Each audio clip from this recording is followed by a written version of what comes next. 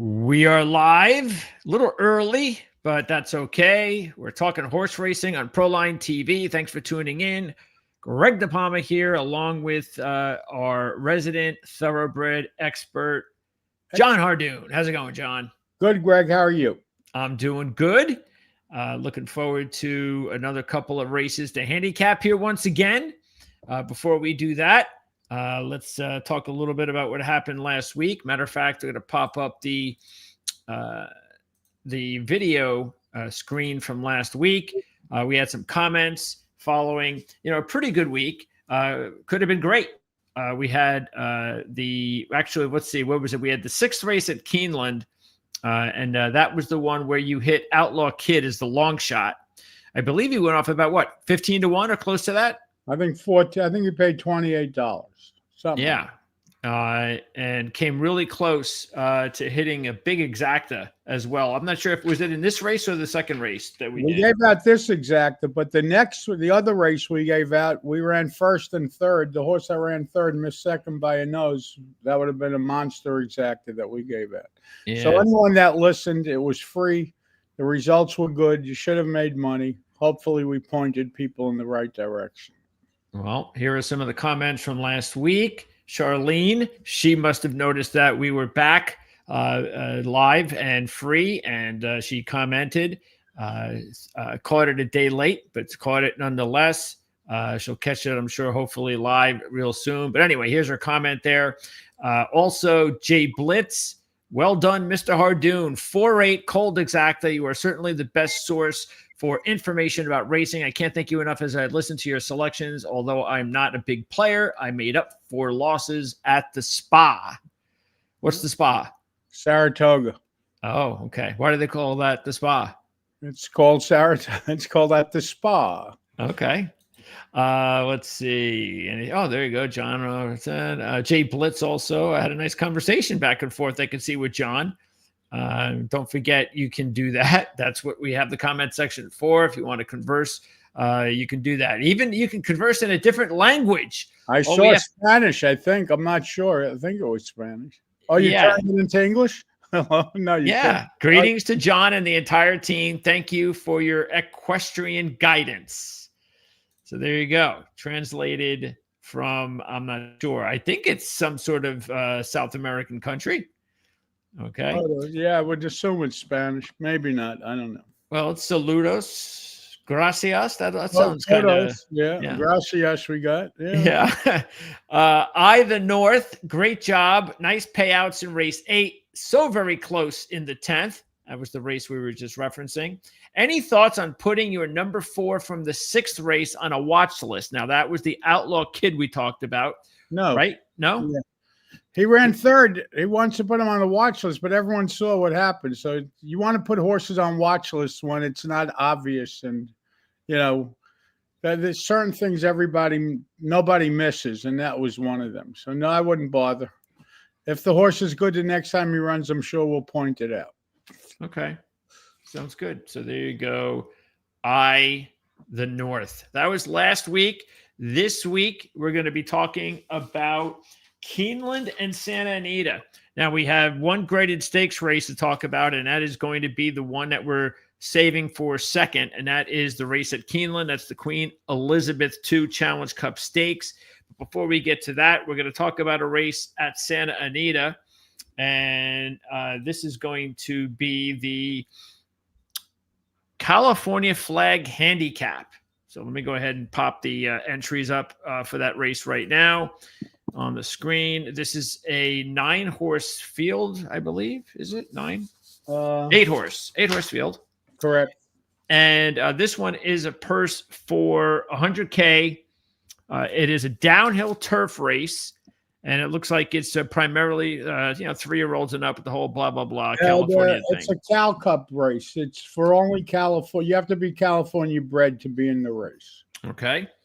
And with the morning line favorite, 6.5 furlong race is the 2 Lovesick Blues, who is a 7-year-old horse.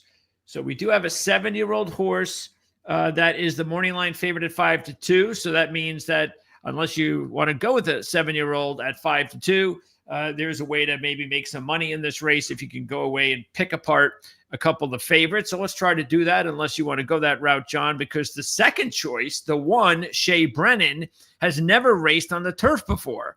So, we definitely see that both D'Amato and Rispoli, I mean, they're just hot, red hot so far in this meet. Is this, and even though we're going from dirt to turf, is this still a situation where you can use this as a pairs deal at 11s coming in? Not really, because the 11s were on the grass. What does turf have to do? I'm on the dirt. I mean, what does the grass racing have to do? Just wanted to confirm that. No, that's true. Also, by the way, the one horse will be coming off of Lasix. Last time he received Lasix for the first time. So, and he's 3-1. I don't want to play a horse being bet down doing something he's never done before at a short price. If you decide you want to use him for whatever reason, you can.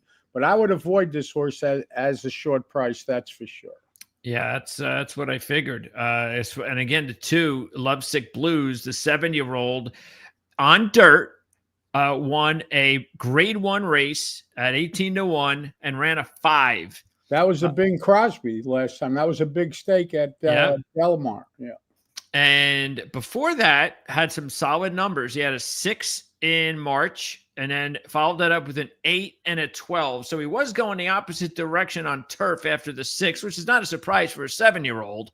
I guess it was kind of surprising that he came back with the 5, but again, that was on dirt. So how surprising is that?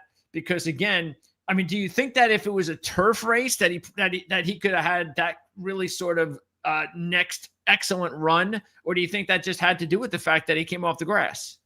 No, it has nothing to do with coming off the grass, because in my opinion, his turf and dirt races are the same. They're interchangeable. He basically runs the same thing, whether it be dirt or turf. Last year, 9 on the grass, 8 on the dirt. 9 on the dirt, 11 on the grass. This year, 6 on the grass and a 5 on the dirt. So he doesn't prefer one surface to the other. The problem he has is putting races together.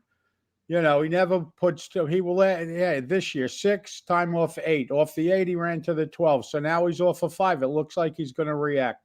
The only thing he does have going for him is that he never really runs a bad race. Even if he runs his secondary races, an 8 or a 9, that may be good enough in here. I'm not throwing him out, that's for sure, and I'm certainly using him, but I don't know if I want to key him. And the other point is he's won down the hill in the past. So there you go. Yeah, the thing to keep in mind with the 42 career races, he has a win percentage at Santa Anita of 7.5. He's got 2 wins out of 15. At this distance, he's got a 9% chance of winning. He's got 1 win in 9. And on turf races in his career, he's won 3 out of 22. That's 7.3%. And I bring that up because he's the morning line favorite at 5-2, and he's a 7-year-old. So exactly, that's a lot of low percentages to be risking on a short-priced horse. All right, next up, let's go with. By the way, just to point it out to the listeners, there are certain times we like short-price horses, yes, or we don't like them, and we tell you this one can't win. This short-price horse could certainly win. Yes, that's all I'm saying. If we see warts on the short-priced horses, then hey, let's go with the value. Listen, I'd rather bet the 2 at 5-2 than the 1 at 3-1 all day long. Yes, this is always a proven commodity. The 1 is not. So yeah, agreed with that at least. Pointing that out. Even though, of course, the 1 not only is younger, but is also 8 for 8 in the money overall. But they're not on the grass. Never been on the grass. Nope. Exactly. Okay. All right. The 3 is Book Smart. An 8-1 shot, 6-year-old, never won at Santa Anita, never won at this distance, ran a 7 and an 8 on dirt earlier this year at Santa Anita. Went on turf the last 2 races and ran a 10 and an 11. The thing I noticed here with this horse, besides 0 for 5 at Santa Anita, is the 2 races that he came off Lasix. He finished 3rd and 5th. That was a little bit disappointing there, but his numbers, stayed pretty much the same. The good thing about it is he's 8-1. Yeah, but the bad news is that he's never really run faster than a 10 sprinting on the grass. And his last couple of grass races were 5 furlongs. And yes, last week we pointed out to everybody, 5 furlongs at Delmar is a totally different race than 6.5 furlongs down the hillside turf course. Totally different. I don't particularly like this horse. I like the price of 8-1, but he's not getting 6.5 furlongs. I don't think. I would play against him. Sir Rocket, the 4, is a horse that I would like to play. You're getting a nice number at 10-1. For the most part, he did have a hiccup in April, but for the most part, since this year, he kind of has done a good job of going forward on the turf races. 14, again, he had the hiccup to the 16. Then it was 12, 11, 10, and 10. I know he's coming off of Lasix for the first time, but at least I'm getting 10-1. Well, he came off of Lasix last time. You're talking about who are we talking about? Sir Rocket? Sir Rocket? Yeah, okay. So Sir Rocket, correct, is coming off of Lasix. Again, this is another one who's sprinting 5 furlongs, 5 furlongs, 5 furlongs. Now he's being asked to go 6.5 furlongs. The interesting thing is, your hiccup you were talking about in April? Yeah. Well, I think that was 6.5 furlongs. That's the worst race he's ever run in his life. He did come back with an 11 at a 6.5 furlongs in Santa Anita. Yeah, so at least there's that. Pointing out that it happened to have been his worst race. Okay. The 5 is Cali. He's 10-1. So if you want to do it, go ahead. Yeah, exactly. That's the whole thing. Yeah, he's 10-1. The 5 is Cali Cat, a 12-1 shot. Nothing to like about Cali Cat except the 10 in April, which happened to be at Santa Anita at 6.5 furlongs off of Lasix, finishing second. Besides that, and look, Hernandez is having an excellent meet. Sadler's having an excellent meet. So there are a few things to like about Cali Cat, but most of his other races, he's been pretty slow. Yeah, if you cover that 10 at Santa Anita, which happened to have been his best race, but it looked like it came out of nowhere and he never came back and ran it again. No. That's the problem. And last time out, he went back on Lasix. So you would have expected a big forward move going back on Lasix since the previous 3 races, he was without Lasix. He didn't run that race. So for that reason, I'm negative on him. The 6, which I think might be both of our top picks, Mana Rose. I'm only saying that because there's only 3 horses left, and you've yet to say who you like. Well, maybe the horse I like we passed already, but no, this horse. Oh, okay, yeah. Usually you'll say it. I'm just saying it. Yeah, Mana Rose. Mullins is having a nice meet so far. This horse is over 50% wins, which is nice. And if you look at those numbers, this horse do it both on fast dirt tracks as well as turf. What I mean by that is in March of 2024 to May of 2024, a 3-race stretch, this horse went 6, 4, and 6. And then the very next race on turf. Why don't you look at it as 4, 6, 4? Right? Yeah, I could look at it from that. Yes, I can do that. That looks stronger than I could do 6, 4, 6, 4. Okay. Yeah, because the 4 came on the turf. Now, Right. He hasn't gotten back to that, but still, he's only had 2 races on turf this year. He ran at 15 in August, which was not very good. Actually, that was still last year. And then 10 came in October. So he's only had 1 race since November, but at least it was a solid 9 last time out. Hasn't run on turf, though, since last October when he ran at 10. Yeah, and he's been off of Lasix for the last 4 starts, so we're not worried about the Lasix part. I like the fact he's cutting back in distance, and this is actually going to be my top selection. I like this horse in this spot. Okay. So next up, we have the 7, which is a long shot, a 6-year-old at 20-1. Ran a 7 a couple of starts ago, an 11 last time out, and a 13 on turf in May. Yeah. Okay, he's just another horse in the race. I think he's probably going to go backwards. I think he's a better dirt horse than turf horse for the most part. That being said, he's 20-1, so if you wanted to use him, go for it. And the 8 will be the other horse I'll throw into my mix, and that's Flyover. Sadler's off to a really good start. So is Berrios. Nice combo there. Like the fact that in 4 races, the horse really hasn't done anything wrong to this point. 13-10 at Santa Anita, 12-11 at Del Mar. The results were completely different, though, from Del Mar to Santa Anita. So at least we like the fact that he's back at Santa Anita. So again, 9-2 for the 8 Flyover. I'd rather use the 7 at 20-1, but your 8 is fine. I'm going 6 with 2, 4, 7. The 7. Yes, stamp my Really? Yep. Why would you? So you don't. So does that mean that you totally dislike the 8, or you actually like the 7 as a long shot? I like the 7 at 20-1. There's Oh, nothing wrong with your 8, but the 7 is 20-1. He's cutting back in distance. Just an idea. Maybe I'm wrong. okay. All right. So we're both going with the 6. What are you gonna do with that? With that, on top of the 6? Exactly. 6 over 2, 4, and 7. And obviously come back, reverse them small. And I'll do the 6 over the 4 and the 8. That will wrap up our first race at Santa Anita. Now we turn over to Keeneland, and we have race 9. Yes, this is going to be the biggest race of the weekend. It's a Grade 1, the Queen Elizabeth II Challenge Cup Stakes, which will go off about 5:15-ish on Saturday. The weather should be fine. This is going to be, again, as John said, this is race 9. And as far as this race, it's a turf race, 1 mile and an eighth, and it's for filly 3-year-olds. Okay. So let's go to it. Let's start with the 1. Let me get this into Lush Lips. By the way, the morning line favorite is the 2, Laurelin at 5-2. Yeah, there are some good options in here, and I think we start with the 1 really good option in my mind, and that's Lush Lips. I'm actually going to play Lush Lips as my top choice at 5-1. Walsh is off to a hot start. Gaffleone is Gaffleone. I mean, she's got like a really good line. I mean, this year, she just has incrementally gotten better every time out, from 14 all the way down to 10. She's been first or second in her last 6 races, and I'm getting a decent number at 5-1. I agree with everything you said. She's got her last 4 races. Each race is better than the previous one. And if you really want to start from the beginning of her career, last year, 29, 15. Yep. This year, 14, 13, 12, 11, 10.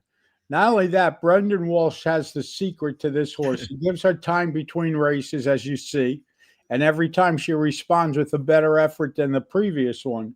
She's also has the rail, and Brendan Walsh is off to an unbelievable start. He's sitting at close to 40%, and Tyler Gaffleone is riding terrific, and you're getting 5-1, and this horse has the rail. So for all those reasons, we came up with the same horse. Okay. Now, one more thing, just so everybody knows, and I'm sure you could see it there if you go over it yourself on the form. None of these horses have ever won at Keeneland. Okay, so let's go ahead and time out. The 1 has never raced at Keeneland, so that's true. Against him. He's never won there. Well, yeah, you could look at it either way. They've never won. Some of them have never started there. Well, matter of fact, most of them have never started there. They haven't started there, so that's correct. But yeah, there's only 2 horses that have started here, the 9 and the 7. Okay. The 2, Laurelin, is the morning line favorite, and you can see why. She's won every one of her races. She's 5 for 5. She's only been the favorite at post time once. That was a couple of starts ago when she won in June. Her line is also very solid. She's never done anything wrong. She's gone from an 18 to a 9. She races every couple of months. There's a lot to like about the 2, Laurelin. Yeah, but the price isn't a lot to like about. Well, first of all, the horse is 5 for 5 lifetime. So let's begin with that. She's never lost. So obviously she's got something going for her, but listen, at 5-2, I'm using her off of the strength of the 1 who's 5-1. Okay. Next up is the 3, Simmering. And this horse definitely looks slow at 10-1. I don't think this is. You need a single digit, and this horse is not giving you a single digit. Yeah, this is an import that doesn't show anything. The only thing she shows, she showed something last year when she ran a 10 in a Grade 1 win, and that's about it. All right. The 4 is Daisy Flyer, and another horse that's a little slow. She ran the 10 a couple of starts back in the Grade 3 win at Saratoga. Yeah, but again, this is another one that's kind of slow, isn't she? I mean, I don't think she has any numbers that compete here. The 5 is Opulent Restraint, a 4-1 shot. Chad Brown, Joel Rosario, you got a nice combo there. Is this horse, does she qualify for the pairs?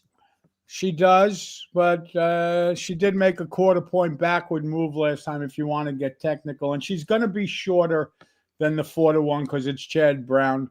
I didn't use her. I think she's going to be too short to use personally. The 6, I think, is a must use for sure. 12-1 Candy Quest. You get this horse who has a couple of, actually, she's got a grade 3 win.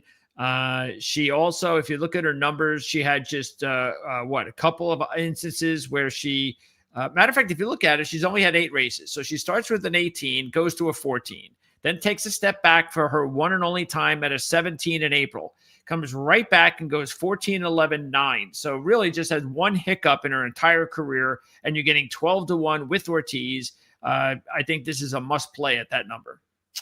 Okay. I mean, her last 2 races, she ran, 2 tops in a row, the 11 and the 9. One was at Kentucky Downs. Not all horses run well, except, that run well at Kentucky, take it elsewhere. And the 2 races, 2 starts back was at Woodbine. Yeah. Very few of those Woodbine horses run well. Listen, the horse is 12-1, so I wouldn't argue with you if you wanted to use her, but I'm not using her. Yeah, you think that's probably the reason why she's a long shot, is her best races were like on those types of tracks? Yeah. Okay. The 7 is Destino d'Oro. You got Brad Cox, one of 2 horses in this race. Red Ortiz Jr. on board, has a grade 3 win a couple of starts ago, running a 12 in that race. That's the best we've seen out of Destino d'Oro. Yeah, she's too slow. And she's only 8-1. She's going to take money because it's Ortiz and Cox. But I want to look at this. This horse goes off the favorite her last 4 races. That's true. She won 2 of them, but I'm not interested. The 8 is Will Then. Also has a grade 3 win, a 20-1 shot. It's coming off a 10 at this distance, so that's nice. Other than that, she doesn't obviously have any single-digit numbers, and her best before the 10, she ran a couple of 12s. But she is 3 years old, and she ran the 10 last time out. The 15-2 starts back, I'm willing to excuse, because it was a paceless race. So if you go 3 races back, she ran a 12. So you could kind of read it 12-10 with time off. At 20-1, I would much rather use this horse than a horse like the 7, for example, or even a horse like the 5, that are much shorter prices. I'm going to include this horse in my exactas. This trainer does a good job. Okay. And then we've got the 9, Fione. The other top horse in the race. He has 2 horses. So this horse is much faster than the 7, I think, Destino d'Oro, personally. Yeah, and she's look at this. In her last 3 starts, she's got a grade 1 win and 2 grade 3 wins, and she's coming off back-to-back 9s, and she's done that 3 times this year: 15s, 13s, and 9s. Yeah, but you can't keep moving forward. The problem with this horse is she's probably going to be the favorite or close to it. She's won 3 in a row. She's won 6 out of 7 races, 6 out of her last 7. Yeah, what do you think? Because I was having a hard time. I already had my 2 horses. I got the long shot and I got the 1, and I was debating between the 2 and the 9. Well, I'm using the 9. Actually, I was using Lush Lips. I was king Lush Lips over the 2 Laura Lynn, the 8 Will Then, and the 9 Fione. 1 over 289 for me. And you are doing? So you do. Oh, but what if you had to choose between the 2 and the 9? You would go with the 9? Yes. Okay. And why would you do that? Well, it's Brad Cox. It's Flavian Pratt. The horse is 6 for 8 lifetime. Never missed the board. And I happen to know the owner, so I'm friends with him. So I have okay. interest. That'll work. Oh. All right. I'll go ahead with the 1, of course, over the 6 and the 9. That will be what I will do. And that is going to be it for our show today. Next week, we have, what do we have next week? Getting closer to that Breeders' Cup, so we'll find some races somewhere. Yeah, the next couple of weeks will be, well, actually, in a couple of weeks, we have some more, because Aqueduct has 9 stakes races in a couple of weeks. Yes, it's New York Stakes Day there. So they're mostly New York bred stake races. Like Saturday, I think, is Cal Cup Day in California. So that's when the state breds run on their home tracks. And next week, we'll have the Aqueduct has a grade 2. Keeneland has 2 graded stakes. So we do have Aqueduct and Keeneland next week to choose from, John. So appreciate it as always. Looking forward to doing it again next week. And as we get, as you said, closer to the big Breeders' Cup weekend, we'll for sure, as we always do at that time of year, we'll have a bonus show because there's just too many races to choose from. So, correct. John, appreciate your time. We'll talk to you next week. Okay, Wait, Greg. Thanks. we have a Stay comment. safe and Oh, do okay. well, everybody. Well, right. you have a comment for me? Well, man? it's just Jeff giving his prediction as always. Thanks, Jeff. Thanks, John. See you guys. Stay safe and do well, Take care. everybody. Thank you.